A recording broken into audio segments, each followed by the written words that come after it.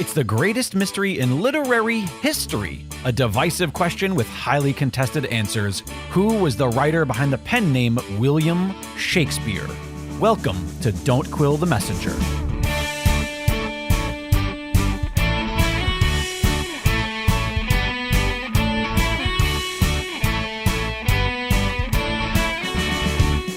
Here's your host, Stephen Sable. Welcome back, fellow Quillers, to what is going to go down in history as one of the most exciting episodes in the history of Don't Quill the Messenger. So many fun and exciting new things to share with you, fellow Quillers. And in order to help me do that, I have invited back to the program our producer, engineer, jack of all trades, sound mixer, digital guy, website manager. He does everything, including wash the dishes, folks. And he's also an accomplished filmmaker. If you haven't checked out Jake Lloyd Bacon's film Pinch, you can find that on Amazon, and you should watch it. It's very entertaining and very poignant, too. Here he is, ladies and gentlemen, Jake Lloyd Bacon, co-producer of this show. I'm saying that it's going to be the most exciting episode. I don't know. That seems like a high bar. Maybe for us, maybe the most exciting for you and I, but people tuning in to hear about, Shakespeare authorship mysteries, they might be like, they barely talked about it. Well, I think there's a lot that we can share about that as well. And most specifically, how our series plays a role in the movement to open people's eyes and minds to the Shakespeare authorship question and the various theories that surround the Shakespeare authorship question, and what we plan to do moving forward to help continue to spread that word. This is why you're the host of the show. You tied it all back. You made it relevant. You made it poignant. You're good. You're good, Stephen. I do my best. The reason that I asked you, Jake, to come and be a guest on this exciting episode is because I need your assistance in explaining some of what it is that has happened, where we're going, why we're going the way we're going, and what that means for our listeners and hopefully future patrons of the show and the network. Yeah, absolutely. And I think I'm happy to be here and to share that and to shed some light on kind of maybe the history of the show, as well as how we got here and where we are now and how things are going to be slightly different moving forward. Well, I think the most important thing to start with is, of course, the 800-pound elephant in the room, which is that the series is no longer sponsored by the Shakespeare Oxford Fellowship. I know that might come as a shock or a grenade to some of our listeners, but SOF is no longer the title sponsor. In fact, they're not a sponsor of the program at all anymore. And there are a lot of specific reasons for that, but also there are some key advantages to that fact as well that you and I will be covering later in the episode. We have so much fun stuff to talk about, including the launch of our brand new Patreon and some fun changes and ideas for the show. If you're listening to the podcast and you don't have any interest in the SOF or the sponsorship or have no investment in this, then feel free to skip ahead. Jump to the 45-minute mark to hear about just the fun stuff. But I do think that it is interesting and important to the story of Don't Quill the Messenger that we shed some light on stuff. I just want to sort of answer some of the questions that I know that are going to be out there about how this happened, why this happened. One thing that loyal Quillers will remember is back sometime several months ago, I did mention in an episode that there were negotiations occurring between us and SOF about the continuation of the podcast series and their sponsorship of the series. And it has been several months now that we've kind of gone back and forth through a variety of different negotiations and terms. And ultimately what it came down to is, quite frankly, you and I just were not happy with some of the conditions and some of the aspects of that negotiation that we felt were hindering to what our goals were and what our focus and mission is for the program. And so we have mutually agreed to part ways with SOF and move on in our separate directions. Yeah, and it's it's generally this is the sort of thing that I wouldn't be like, hey, we should talk about this on the podcast. I wouldn't suggest this sort of thing for a conversation about sponsorship and all of this behind the scenes stuff. But I do think that there is such a strict tie to the program in the SOF, considering that the whole program stemmed from my relationship with a member of the SOF. Julie Bianchi, and sort of the origins of the show are so intertwined with the SOF that I do think that it's sort of it would behoove us to at least shed a little bit of light on kind of where we started and why we're here and how things are going to be different moving forward. With that said, do you want to talk a little bit about like the origins of the show in case people are uncurious? Yeah, I think that would be important. And I think, but before we get into that, the most important thing, everybody who are, hopefully they're all sitting on their edges of their seats, their fingers, nails between their teeth, wondering what's going to happen. The most important thing you all need to know is that we are moving forward. Don't Quill the Messenger is continuing. Quiller Nation will continue to grow and thrive, all because of you, members of Quiller Nation. And we'll explain some of those details later as we move forward, including I'll give you a preview of some upcoming episodes. So do not fret, do not frown. Don't Quill the Messenger has not left town. Not my best Shakespearean rhyme, but no. You listen, that would have been good for Andre the Giant and Princess Bride. You're at that level of poetry. Awesome. I'll be writing Hamlets soon. I'll be writing my own Hamlets very soon. But yeah, so going into the history of it, at the time, and you were a part of it before I was a part of it, yes. There was this desire to try to reach out to a new market, a new group of people, preferably a younger demographic, which tends to be the case with many podcast listeners, not all. Sure. And so it was Julie who convinced the SOF that they should try to branch into some of these other markets. I wish she could be successful in convincing them that they need to be embracing and using social media to their advantage. Right. But that's another topic. A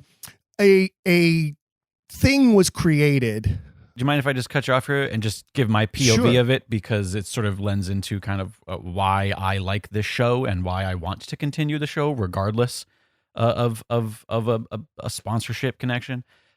Is that I was tasked to essentially create a podcast quote for the SOF, and I worked alongside the SOF to the best of my ability. What was created, sort of like you said, was a show that I was happy to continue to produce for them, but I had no interest in putting my name on or including as part of my podcast network. It was reiterated to me countless times that was the goal. Like, they wanted specifically for it to be on the network because they wanted the perks that come with network inclusion and the advertisements on other shows, the cross-show sponsorships, all of this sort of stuff. And so because of that, I had to create a program that I was proud to put on the air and proud to put my name on. And so I actually selected Steven because out of everybody who I met in the SOF, Steven was the most poised on the microphone. He understood the medium better than everybody, and he's still learning. Listeners, I'm aware I'm still doing the best I can to sculpt him and train him to the best of my ability. Wow. But he, wow. Thanks, brother. He had the best grasp. And I think it's important that a podcast have a personality. Like, while I'm not saying that there is an interest in something like a panel show that's just simply a revolving door, most people tune into a podcast because they're interested in the topic. Most people stick around because they're interested in the personality, because they get to know the person. And I like to think, I don't need to like to think, I know this. This is just proof. People tune into the show because they like you, Steven. You are the driving factor. Don't Quill the Messenger is the Steven Sable podcast. And the reality is it has been, ever since that was the way I designed it to be, because that's the way it needed to be.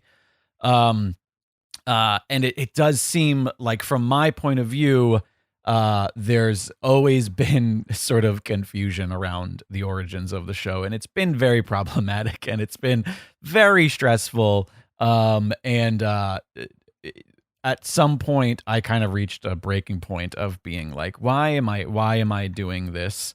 When the reality, like, why am I dealing with the stress that comes with producing a show when the reality is Steven's the one doing all the work? It should be incredibly easy. This should be a fun, easy thing that I do on the side because Steven is the one who's doing all of the actual hard work.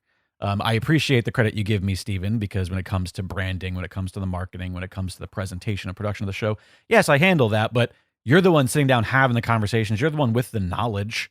And it's been that way, since the jump. So as far as I'm concerned, again, this is, Don't Kill the Messenger has always been the Steven Sable podcast.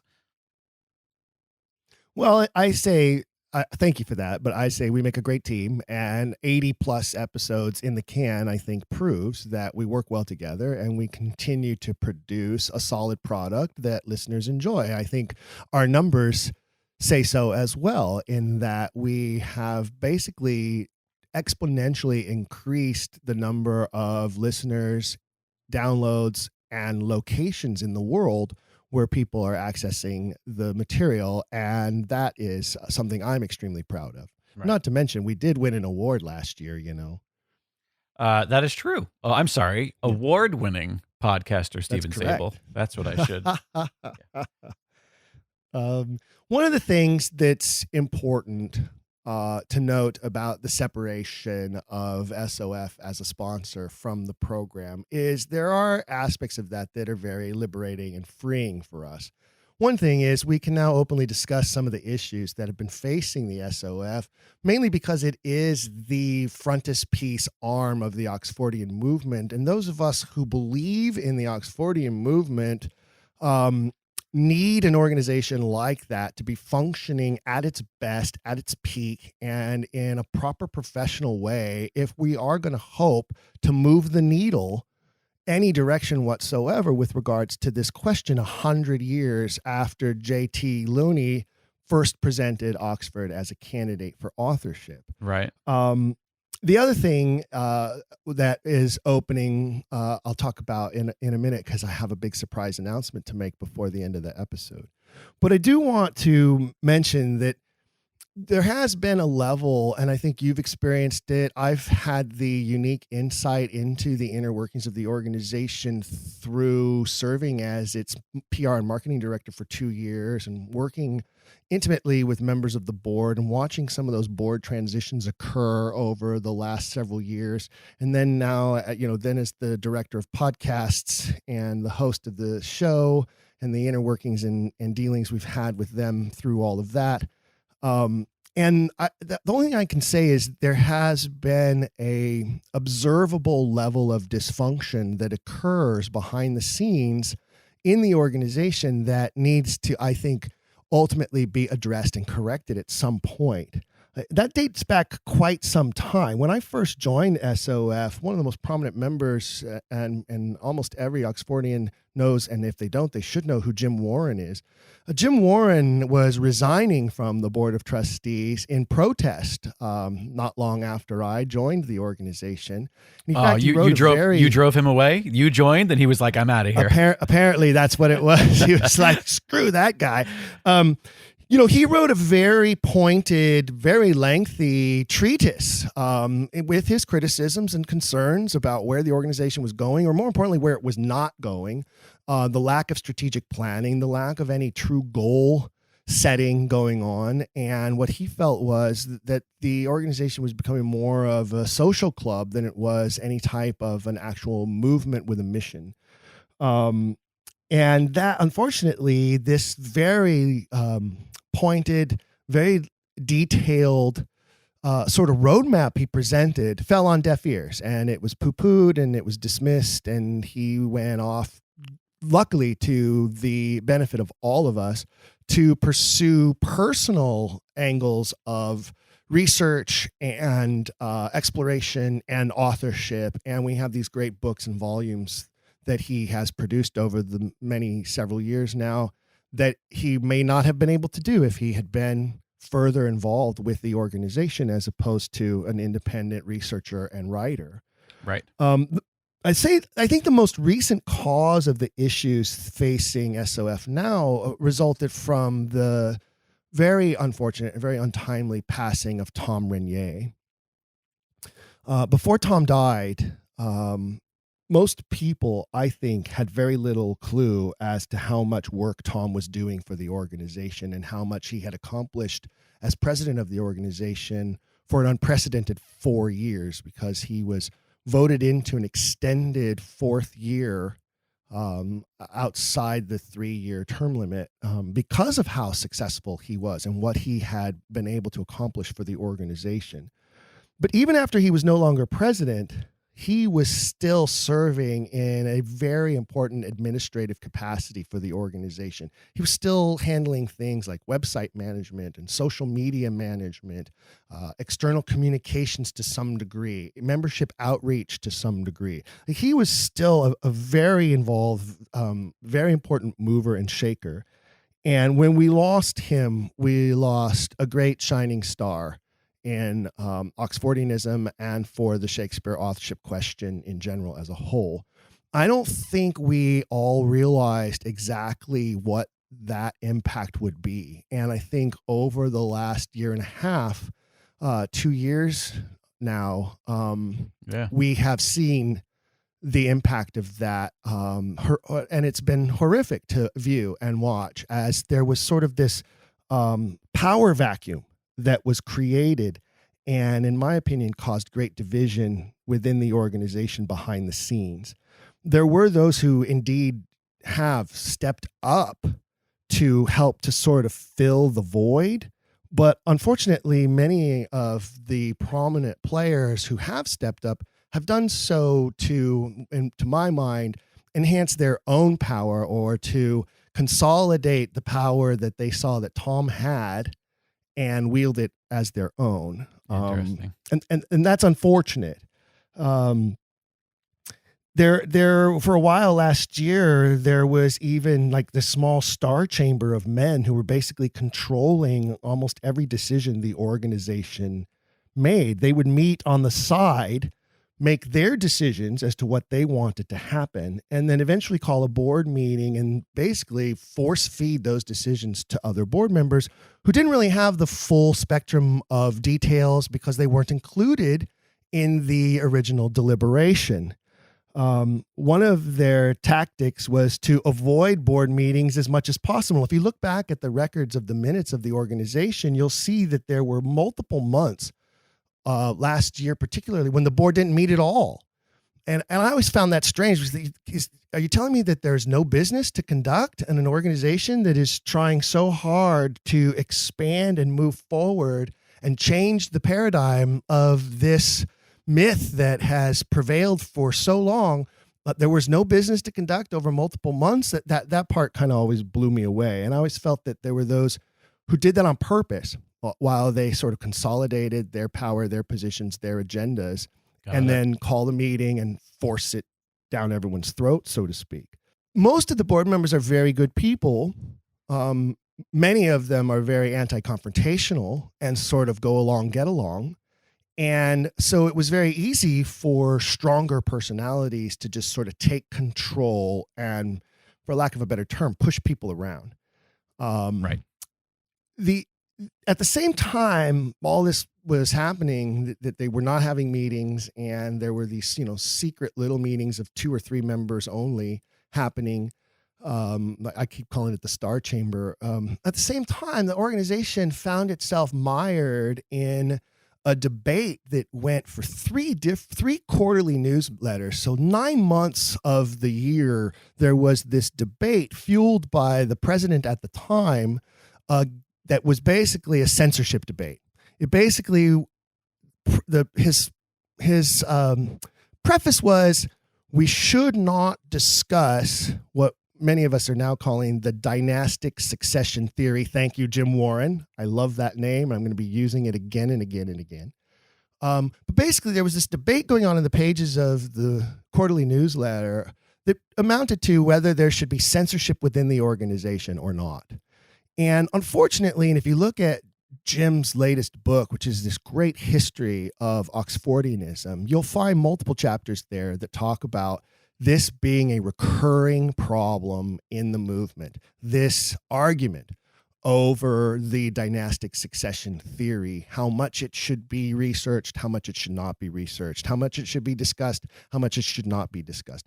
And, as the host of this program and the one who invented the theme, Keep Asking Questions, as the tagline of this program, I obviously feel like everything should be discussed. You cannot find the truth if you're not looking under every pebble and you're not examining every stone. And the idea that you would just take certain topics and say they are off the table and they should not be a part of our discussion, our inquiry, or our research sounds a lot to me like the way Stratfordians behave when anyone even mentions the Shakespeare authorship question, right? Yeah. It's taboo. Also, right? Yeah, and in regards to this specific podcast, that's not even a decision necessarily that was ever agreed to in any sort of sponsorship deal with Dragon Radio, which would never allow any sponsor to specifically say, you can't talk about this thing. Unless, of course, that thing was, hate speech or something that is, the general rule of all Dragon Radio podcasts, which is don't be an asshole. Outside of that, it's not really the position of any sponsor to say you cannot discuss this on your podcast. Well, so the truth of the matter is while this debate was being waged once again in Oxfordian circles and now very publicly in the quarterly newsletter, it was also going on behind the scenes with regards to this podcast. And the conflicts that started to develop between certain members of the board of trustees and me were basically rooted in this issue. They wanted to censor me, they wanted to silence me, and each and every negotiation moving forward about their continued sponsorship almost always included some sort of caveat or provision aimed at trying to control our content and what it was we talked about and which guests we invited.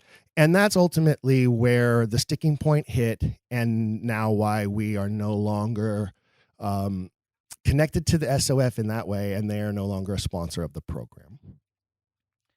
Yeah, that's interesting. I don't even think I knew some of that stuff until just now. Well, that's, I've been sitting on some of that for quite some time now as I tried to negotiate and navigate properly with the certain persons that are involved, including allies who have been very assistive to that and have tried to smooth the waters, as it were, or keep things peaceful or healed or whatever descriptors you want to name. There, again, and I'll say this again and again, the great majority of the board members are very good, positive people. They're volunteers. They work very hard, and they do so without an agenda. I think the issue is that's the issue. There is no the diplomacy agenda. Yeah. And one of the things that I have been arguing for years now, before I was the PR and marketing director, while I was the PR and marketing director, as the host of this show, as a member at large in general in good standing, one of the big pushes I have constantly made is we must develop a 5-year strategic plan like any other successful organization or business in the world. And we just flat out do not have one. And it's time for that to change. It absolutely must change, or we will never go anywhere. And many of us will die never seeing this needle move forward at all. Yeah, interesting. And, especially for any organization that is accepting money for that exact reason. Like, if I'm going to give money to any organization, and I don't even know that again, we've had this conversation on the show before. I don't consider myself an Oxfordian as much as I consider myself an anti-Stratfordian and all this stuff. But if I were to be giving any company money for whether it's a socio-political, any sort of movement, any sort of here's the best example. Like, I give money to the zoo the LA Zoo and Galaza. because I think that the efforts that they do in, preservation and in, essentially the aid of endangered species, like I believe in what they do, and I feel like I can see the benefits of my Glaza membership and my donations there. So like any organization that's accepting money and doesn't have necessarily the fruit of a labor for whatever those funds are, that doesn't sit well with me personally.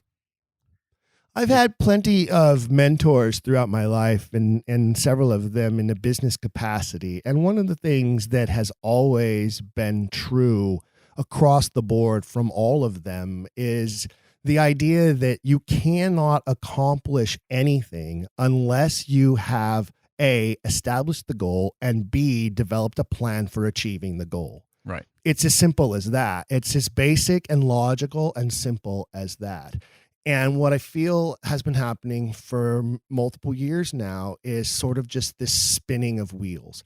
And it's not an indictment of the organization, nor is it an indictment of the board of trustees. It might be an indictment of certain individuals who are so short-sighted or so ego-driven or whatever their motives are that they're resistant to developing such a plan and establishing said goals.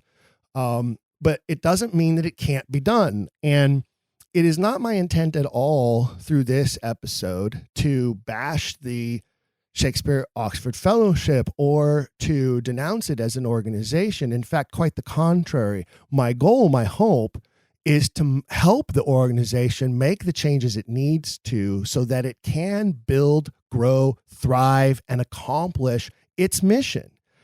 That is why I'm announcing right now that I will be preparing my petition to run for president of the organization.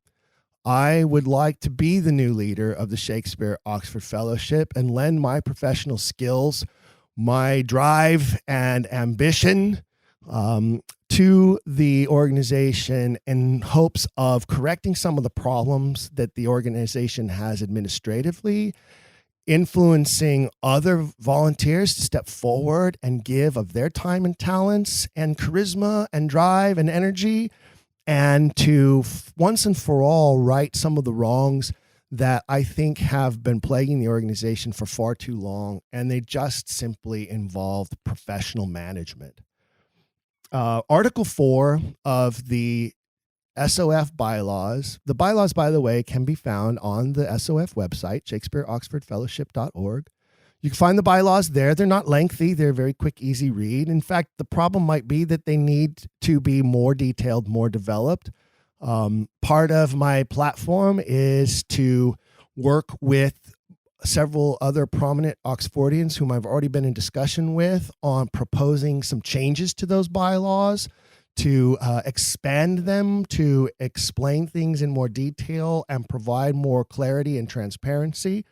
But beginning with Article 4, it says very clearly that any member in good standing can petition to become a candidate for any office in the organization upon receiving 10 signatures from qualified existing members in good standing. Now, what does that mean? It means that I can't be one of your signatures because I'm not one of those people. That's right. Because you have not taken the plunge and joined the organization. I also, by the way, can't vote for you. I'm so sorry. This is very awkward. Congrats on running, but oh boy, this is real. You made this real weird, Stephen. Well, all I require is 10 signatures from members in good standing. And I would ask you, listeners, if you support my petition to run for president of the organization, please send me an email. And all you need to put in the email is, I support your petition, your name, your email. And if you can remember when you joined the organization, that would probably be helpful too. So you can send that to contact@don'tquillthepodcast.com. Contact@don'tquillthepodcast.com. I would recommend that you CC that email to info@ShakespeareOxfordFellowship.org. That's right. CC it to info@shakespeareoxfordfellowship.org. You'll already be one step ahead, and you'll help me with completing the process of having to gather those 10 emails and send them off to the nominating committee to let them know that, yes, indeed, I have achieved my 10 signatures and I wish to be considered. And before we get into that process and how that all works, I would like to say that it's wonderful to have already received the support of some very prominent Oxfordians who I've had this discussion with and who agree that it's time for a change, who agree that it's time for younger, more motivated talent to lead the organization into the next decade or beyond, and to embrace the modern constructs of how to promote an organization and move it forward, including digital and social media and aspects that the organization has been failing at miserably for some time. And I have those skills and abilities to do that.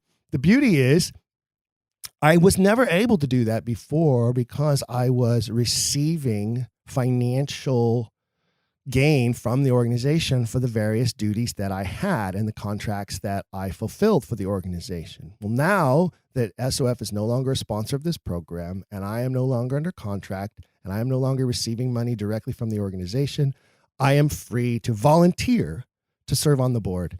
And I believe that I would make a great president of the organization. What does that mean? Well, it means that one of two things will happen after I receive my 10 signatures and advance them to the nominating committee.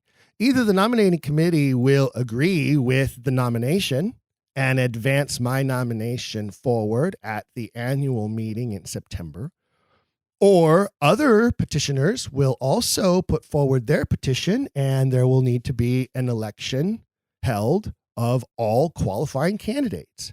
That will require the organization to be able to ballot each and every member in good standing. So now, here's the pitch. If you're not a member, go join. Once you join, please sign my petition. Send me an email saying you support my petition. And then please vote for me when the time comes if an actual election is to be held. Now, why should you do that? Well, I have a platform I'm going to lay out for you in just a moment. But here's what is important to know. In the 10 to 12 years, I think it's been over 12 years now that I've been a member of the organization, I have never witnessed a contested election. Every year, it has always been, this is the slate the nominating committee recommends, and the membership affirms that at the annual meeting, and everybody moves on. Sometimes I've watched people wander around the room looking for someone to fill a board seat. That's sad. The stories I've heard about how certain presidents became president are also sad. Most of the time, it's been a reluctance to serve. Well, if you have a reluctant leader, you can never have commanding movement forward. It just doesn't work. So somebody who says, well, I'll do it, but only if so-and-so will help me, or I'll do it, but can I share the duties with someone else? Or I'll do it, but I don't really want to do it. Or I'll do it, but I'm only going to do it for a year, and then you got to find someone else to do it. That is not a recipe for success. It's just not. And it's time that somebody who really wants to do it and really wants to put some effort and energy into it have the opportunity to do it. So I know you're asking me, Jake, what's your platform, presidential candidate, Stephen? Well, first and foremost, regular monthly meetings. Every month, on the same day of each month. I don't care if it's the first Tuesday of the month, the third Wednesday of the month, the fifth Friday of the month. I don't care, but regular monthly meetings. It is not too much to ask a board of trustees who have offered and volunteered to step forward and lead an organization to spend 2 hours a month at a regular monthly meeting. That's first and foremost. Next, adjustment to the bylaws to spread out the power of the presidency and the board and to encourage greater delegation of duties. There has been too much consolidation of power. The president has been required to do too much, and in that has also had too much power to wield. And I, yes, will immediately reduce my own powers and duties and responsibilities if I am to become president of the organization. The division of duties needs to occur between board members. For instance, here's just an example. The secretary of the board should be the one handling all official communication for the organization, not the president. Except currently, the president is the one handling all official communication. Well, what's the point of having a secretary? Just to keep minutes of meetings? That's not how it works in most of the organizations I've ever been a part of. Each board member should be required to serve on a committee and act as a liaison for the committee to the board. This would then also eliminate the need, and this should be eliminated. The president should not serve as a de facto board member of all committees.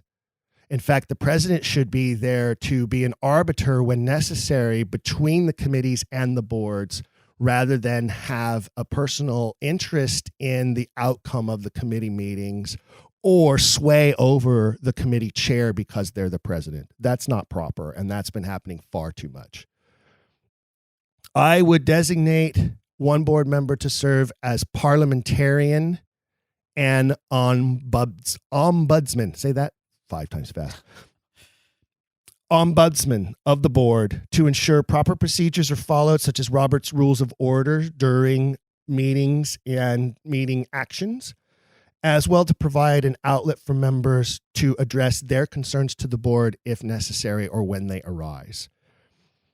I would propose that there be bylaws changes that include the freedom of contractors and committee chairs to request the secretary of the board work with the president to provide meeting agenda space for any contractor or committee chair who wishes to appear before the board to discuss their contract, their committee recommendations, etc. You'd be surprised how often that is not allowed. I have emails dating back over a year and a half where I literally was pleading to get on the agenda of a board meeting to discuss some of these topics and issues. When I was allowed time one time last year, I was given 5 minutes and then shut down and told to leave the Zoom meeting. That's a true story. The fact that it's on Zoom makes it a little funnier. Could you leave? Also, by the way, you know that you could just kick somebody out. You don't have to ask somebody to leave. If you're running the Zoom, you just have to kick out and you're all done. Right. I will work with fellow board members to create a board handbook for new board members to assist them with understanding the organization's most recent history, the bylaws, history with regards to contracts and projects, goals, development campaigns, etc. And maybe include Robert's Rules of Order. Sometimes people join a board and they've never been on a board before and they don't know how those things work. How about a little handbook to help them get up to speed so they're not flying in blind and it takes multiple months just to get them in a place where they can feel like they're knowledgeable enough to deliberate on topics and issues facing the board. Wow. What an incredible idea. If I do say so myself. Development of a 5-year plan and an agenda item for that purpose at every meeting until that purpose is accomplished. If special meetings need to be held just for strategic planning, then by all means, let's do that. Outside of the regular business, fine, let's call a special meeting once a month until we have a 5-year plan that is developed and that can be implemented by not only the board, but by the members of the organization. Within the plan, an annual marketing calendar of events, activities, publications to be released, contests that are sponsored, anything that is happening that requires its own attention so that things are not stacking up on top of each other and you're not trying to release the annual Oxfordian at the same time you have a prominent Oxfordian releasing a new book, competing with each other for attention in the press or wherever, on your social media platform for that matter. So you need a marketing calendar with these major events and activities scheduled in, as well as the support systems to promote those activities and events, proper press releases, social media campaigns, digital advertising campaigns if the funds allow. Speaking of funds, how about a capital plan to raise the funds? And not only a capital plan to raise the funds to continue the programs that we already have, but a capital plan to raise the funds to, wait for it, ladies and gentlemen, eventually hire, at least part-time, if nothing else, an executive director to administrate the organization. if we really want to move forward in the world as an organization, we must figure out a way to have a development plan that will raise enough capital to hire an administrator. The board makes policies, the administrator implements them. And that's the way all proper organizations are run. And that's the way this organization needs to run. Another aspect of the financial development, 10 to 20% of annual revenue goes back into marketing and outreach. That is a standard across the world.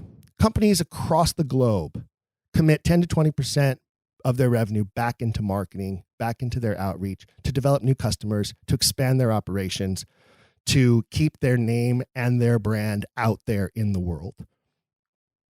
I also am committing to supporting the ideas and proposals of committees by thinking outside the box and taking some chances on some of those people who are investing their time and energy and coming forward with new ideas rather than just shutting them down. I believe that there should be updates about board activities, motions, and actions in each newsletter, or even maybe by a monthly email from the secretary to the membership. Greater transparency and reporting of milestones will assist in the achievement of goals. We can then further develop and support the Speakers Bureau, support for the ideas of the Education Outreach Committee, put an end to this exclusive club mentality that's been plaguing this organization for far too long. Embrace technology, social media, education materials, and member appearances at events, trade shows, fairs, festivals. Let's have a booth wherever and whenever we can, that we have people who are willing to go set up a booth and spread the word. And all of this is achievable through proper planning, motivated leadership, and a can-do, will-do attitude, rather than the extreme pessimism and outright shutting down of others that has been allowed to occur in the organization to the detriment of the organization and its brightest talent. That's my platform, ladies and gentlemen. If you believe it's doable, if you support that platform, send me an email, contact@don'tquillthepodcast.com, contact@don'tquillthepodcast.com, and don't quill this messenger for bringing you the truth about what this organization needs to move forward.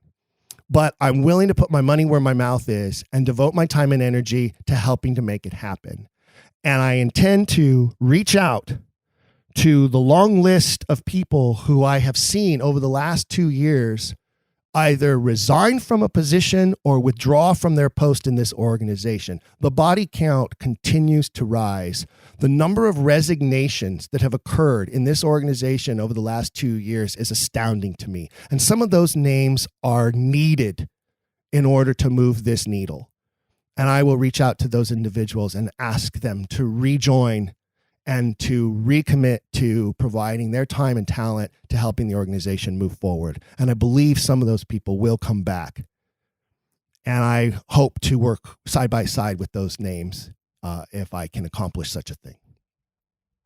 It is time now that the Ciceros of the organization step aside and allow new blood, new leadership, new energy to take over. Why do I say the Ciceros? Because Brutus said of Cicero, he will never follow anything that other men begin. And unfortunately, some of the leaders of this organization fit that to a T. And it's time to make a change.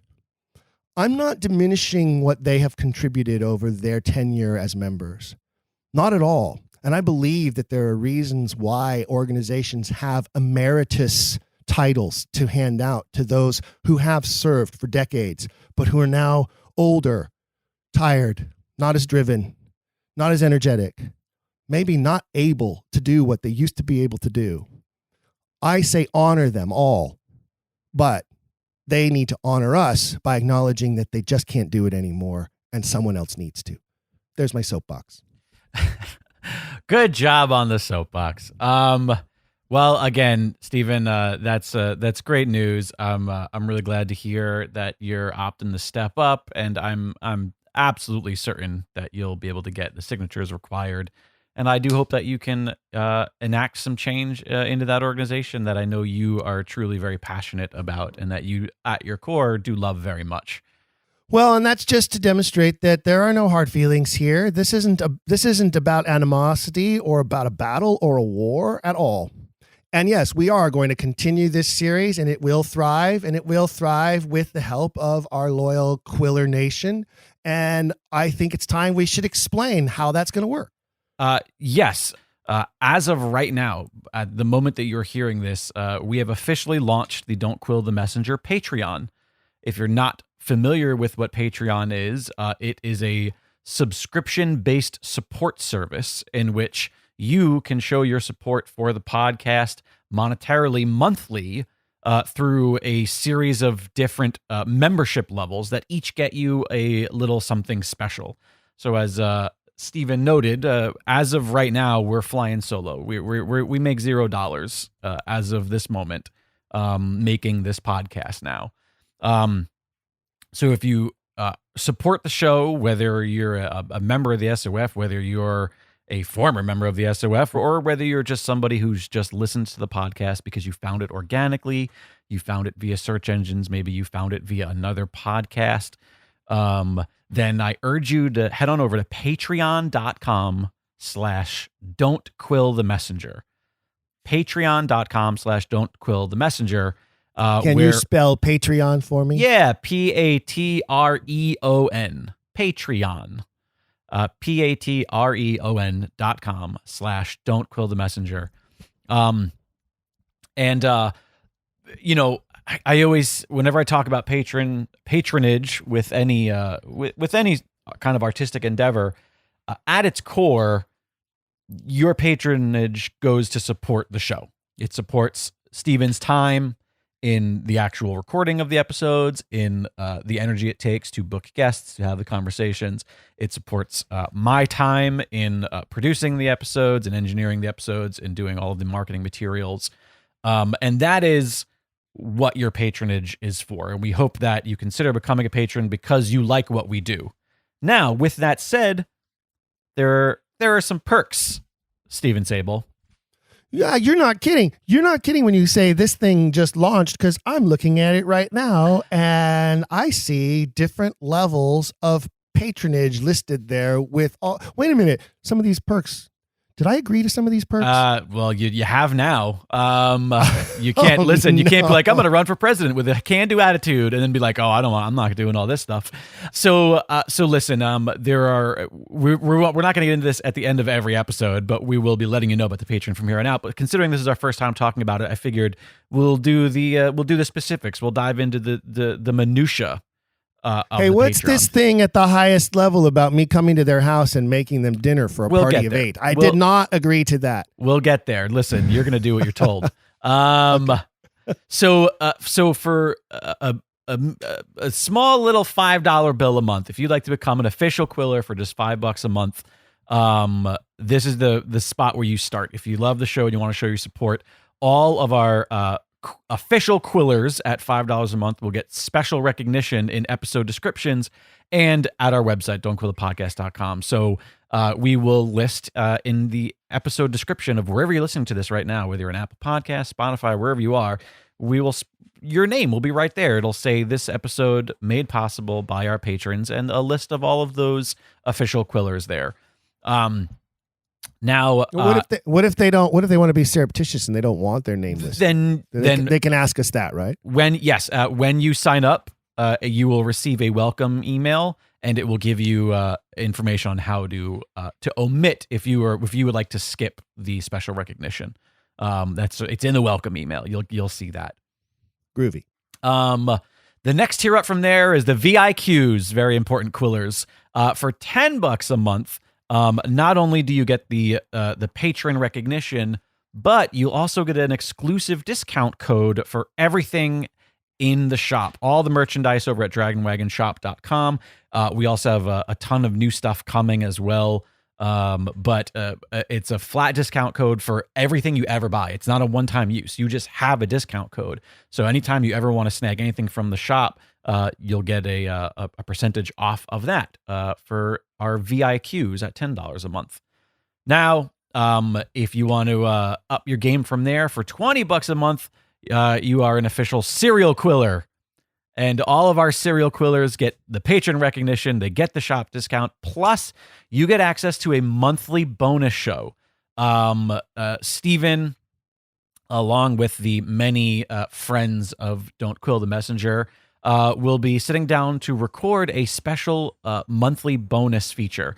Whether that is Shakespeare readings or performances, whether it's just a bonus episode, movie watch-alongs in which Stephen and a guest sit down and watch a Shakespeare movie right alongside you in real time, and comment and dissect and share opinions, and so many other things. Every month there's I was feigning objection because I actually am so really excited about the movie watch along special features that we're going to be offering.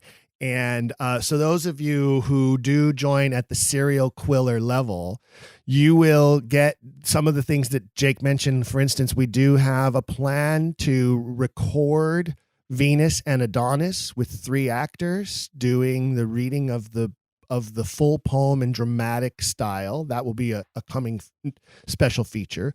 We're going to be doing Shakespeare's villains and monsters. There'll be some special recordings of that. We'll be doing Shakespeare's lovers and love scenes. And in between some of the deliveries of some of these scenes, there'll also be commentary and some analysis of some of the scenes and how they play a part in the authorship question and how they connect to the canon in different ways.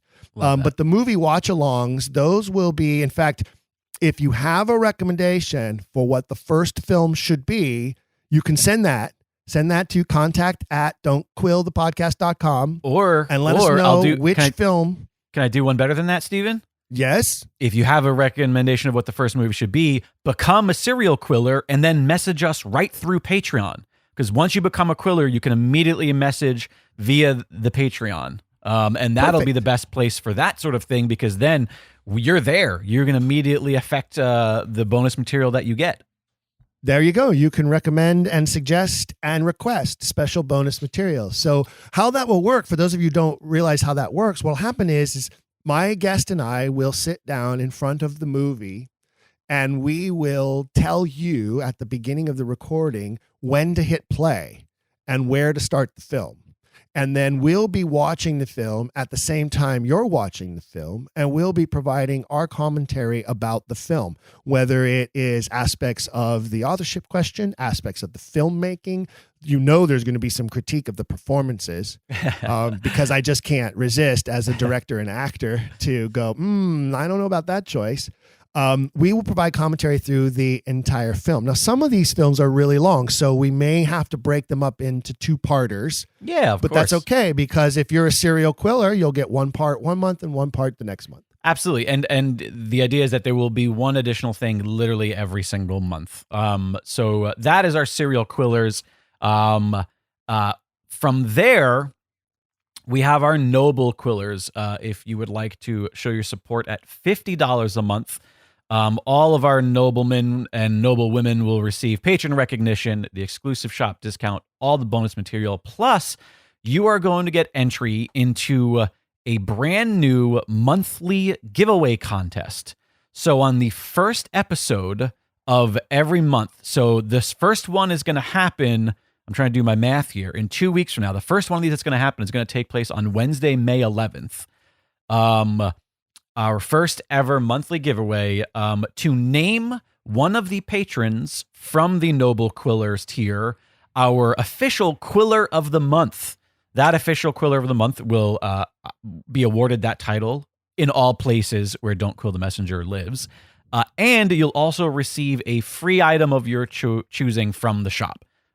There is no limit to how many times you can win that. So, you know, these sorts of things, Patreons, they build over time. In the first couple, this is only 2 weeks away now. So in the first one, we're probably not going to have a ton of people at that level. Your odds of winning, bite your tongue. We're going to have hundreds of people at that level. Listen, I'm trying to listen. Eventually we will, but your odds of winning are going to be really good in that first one in our next episode. In any case, so we're going to have our Quiller of the Month contest. And there's no limit to how many times you can win that. So as long as you're a Noble Quiller, every single month you get entered into that. So you can win multiple times. And again, depending on how many people are at that tier, your odds may be very good. You're gonna have so much Quiller swag. The next step up from that is, of course, our Quiller royalty. If you would like to show your support for $100 a month, you get access to every single perk I've already discussed from all of the other tiers. Plus, you get 2 times entry into the Quiller of the Month contest instead of 1. And in addition to that, you're going to get an exclusive Quiller royalty gift. This is an item that is not available anywhere else. Only available through our Quiller royalty Patreon tier. You will get that gift at 2 consecutive months of patronage. You'll get it again at 6 consecutive months of patronage, and then every 6 months from there. Obviously, it's not the same item. You get different items each time. But these are exclusive Quiller royalty items that are gifts as a way for us to give back, to say thank you for your continued patronage of the show. And again, and those are items there. that will not be available in the swag shop. Nope. Right? The only way you'll be able to have access to those special Quiller items is if you are Quiller royalty. Yep, absolutely. Now, those are the 5 tiers that are established. If you just love the work that Steven does and you, we've been talking about, you want to see the needle move through this very podcast and you want to give more than that, you can always enter in any amount beyond that to ensure that you get whatever the maximum perk is and then more. Furthermore, if you're not interested in a monthly Patreon, if you would prefer not to give a little bit each month and you want to just give one donation one time, you can always do that by simply heading on over to don'tquillthepodcast.com and clicking the PayPal button. There is a one-time donation that you can give through PayPal, which, by the way, is directly below the Patreon button, which is now live also at don'tquillthepodcast.com. So you can find all of this stuff on the website at don'tquillthepodcast.com. And if I may say so, we didn't talk about this, but just before we started recording today, before Steven set his soapbox up, or as he was setting it up, as he was nailing the boards together for his soapbox, Steven told me a story about an event that occurred last night. And if Annie Sable is listening to this, and Annie Sable would like to send me the photograph of Steven Sable the pink robe, after he fell into the pond last night, I will post that photo exclusive to the Patreon. Not a pond. A creek is even better. Funnier. It's a funnier word. Annie, if you send me the photo of Steven in the pink robe after he fell into the creek, we'll post that exclusive for the Patreons. So you got to give him incentive. So I see. Become a Patreon at whatever level and get to laugh more at Steven. That's how this is going to work. Listen, you got to give the people what they want, Steven. Annie, don't you do it. If you're listening to this, I know she is, because I know she listens to every episode. Annie, don't you dare do it. We'll come up with some other photos to put in the Patreon gallery. Mr. Bacon. Yes, obviously I jest, but the Patreon is live, and as of right now, we are flying solo. I want to attempt to move on from all of the weird inside baseball drama of sponsorship and all this nonsense that a lot of the people listening to this podcast probably don't even care about. So I do just want to say in closing, I guess, so to speak, I'm super proud of the show and the work that we've done thus far. I am at this point doing the show because I think that Steven is good at it, because I think that it's an important message to get out there. I have said this on the program before. I think that in a world in 2022, when we literally have access to all information, there is nothing that we do not have access to in our phones. Yet misinformation still spreads through society like wildfire. The idea that hundreds of years ago, when we did not have access to said information, misinformation spread like wildfire, is a really fascinating, interesting, and, considering the material at hand, incredibly important discussion to be had in regards to Shakespeare authorship. I am invested in the topic at hand, and I'm proud to continue to produce Don't Quill the Messenger and for it to be a part of Dragon Wagon Radio. From this point on, we're relying on your patronage, your donations to keep us going, and ensure that we have the means to continue putting out the best authorship podcast there is. And let me give the listeners a little hint and preview into some of the future episodes that we are currently working on that will become a part of the program archives as we move forward into newer and greater things. Not just the special features we just talked about, but here are some of the regular episodes that I'm working on right now.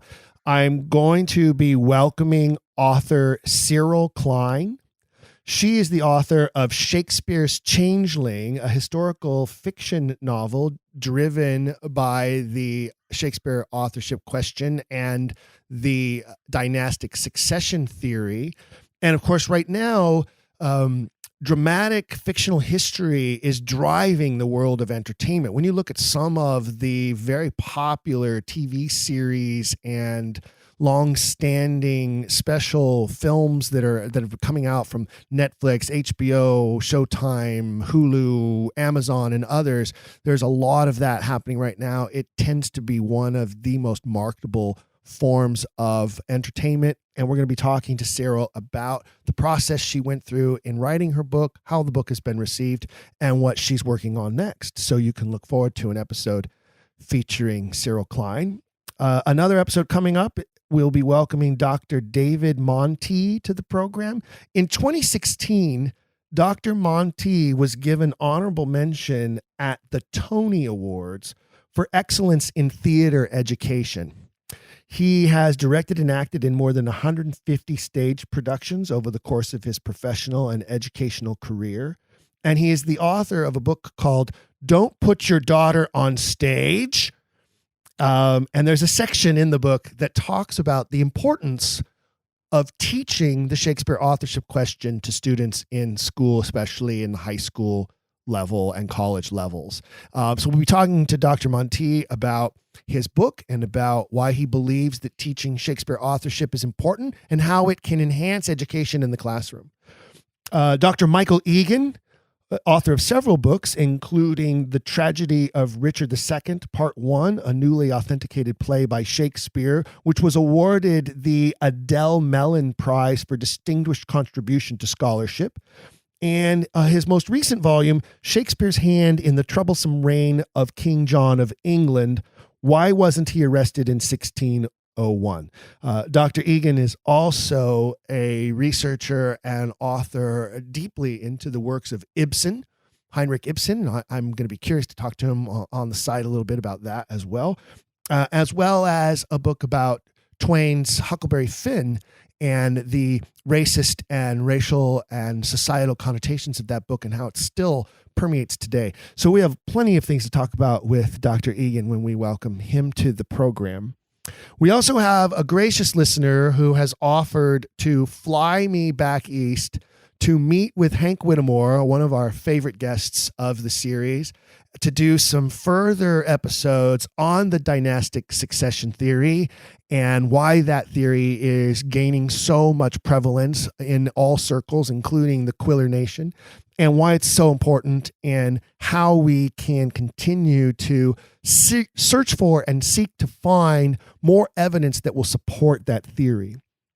I was in exchanges just today with filmmaker and producer Blair Murphy, who is working on a film centered around the Earl of Oxford that he says may be ready by this fall. And at that time, he'll be willing to come on and be a guest to describe his film and talk about his filmmaking endeavors and how he discovered the Shakespeare authorship question, and it led to the inspiration for this new movie beyond what he originally had ever anticipated. So those are just a few of some of the episodes that I have been working with guests to schedule and get on the plate that you can look forward to finding at don'tquillthepodcast.com. That's fantastic. Stephen, thank you for all of the hard work that you put into the show. Thanks for being such an easy teammate I'm super proud to continue presenting Don't Quill the Messenger on Dragon Wagon Radio, and I look forward to many more years. Well, thank you, Jake. We're, the whole Don't Quill the Messenger team, including all of the Quillers out there, I know are proud to be a member of the Dragon Wagon Radio Network. I'm proud to submit my work alongside my fellow hosts on the network and the work that they do.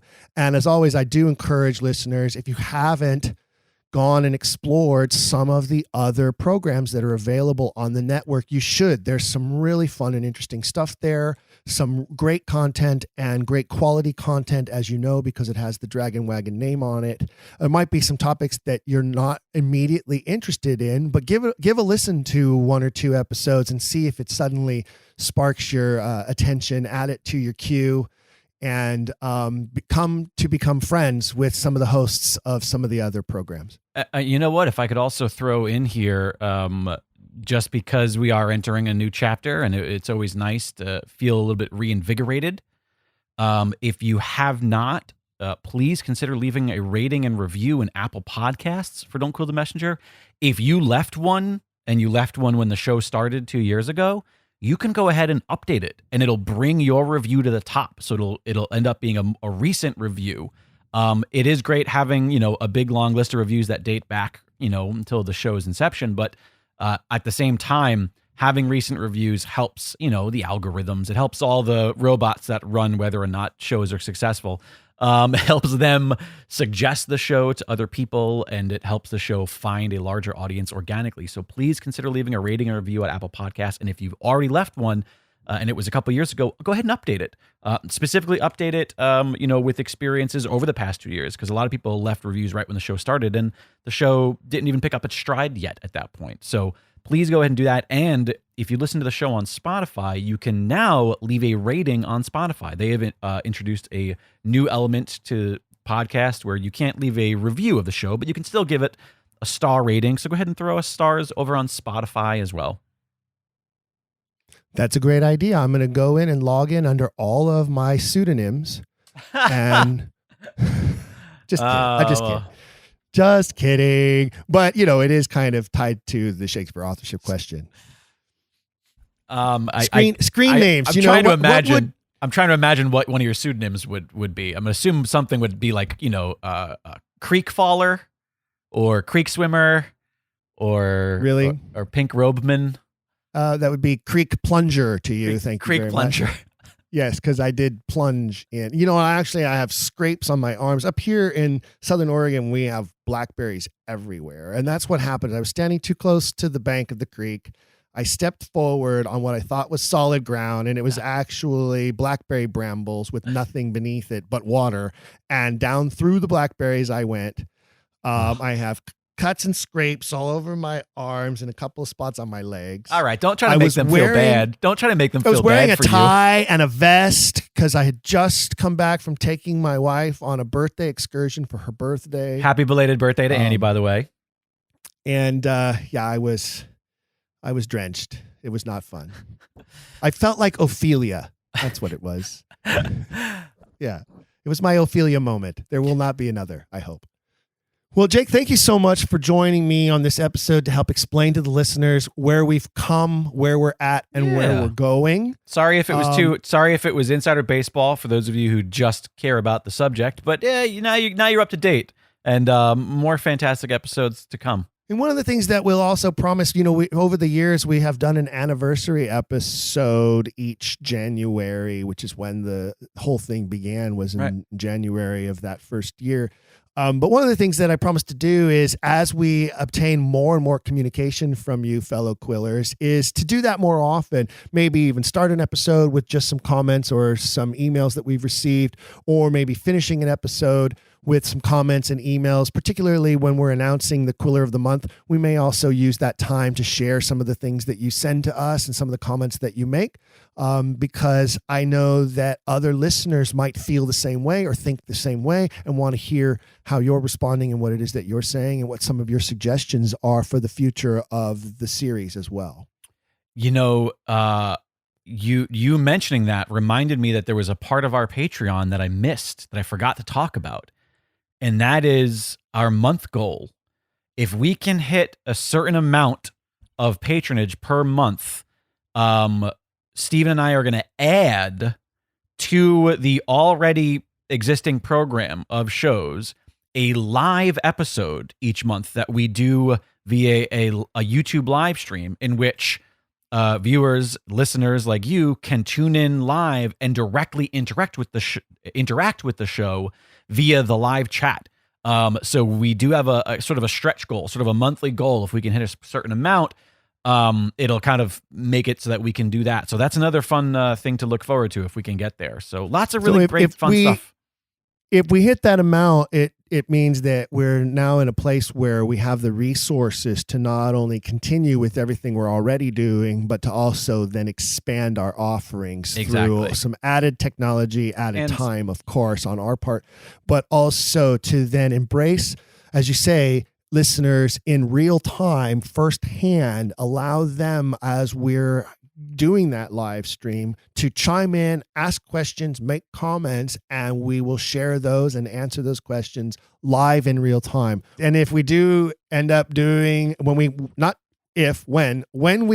hit that monthly goal and we do the live YouTube, I promise that I will don a special costume for the event. Oh, now I'm begging you guys to help us get there. It may or may not be a pink terry cloth robe. I'm just saying. Great. Well, that's what I'm going to be wearing regardless. Well, there you have it, ladies and gentlemen. There's the news. You are all up to speed and up to date. Stay tuned. Go to don'tquillthepodcast.com. Go to patreon.com/don'tquillthemessenger and choose your patron level and come join us, won't you? In the meantime, you know what I always say. Keep asking questions. If you've enjoyed today's episode, please leave a rating and review in your podcast player. For even more, visit our website, don'tquillthepodcast.com. There you can find official merchandise in our shop, as well as a link to our Patreon. This show is made possible by people like you. We hope you'll consider showing your support by becoming a monthly patron, where you'll receive bonus material and tons of exclusive perks. You can also join in the conversation on our Discord and by following us at Don't Quill the Pod on all social media. All of this can be found at don'tquillthepodcast.com, don'tquillthepodcast.com.